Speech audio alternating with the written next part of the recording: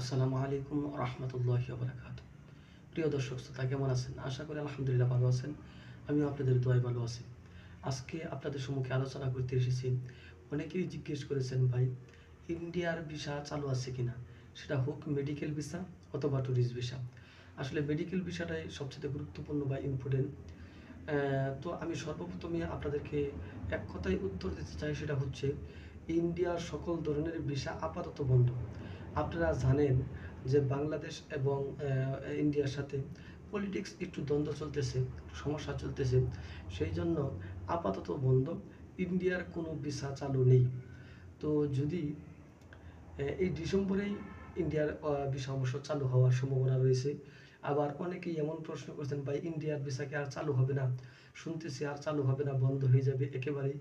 না ভাই, ইন্ডিয়ার মেডিকেল ভিসা, ট্যুরিস্ট ভিসা সবগুলোই চালু হবে, তবে একটু সময়ের প্রয়োজন।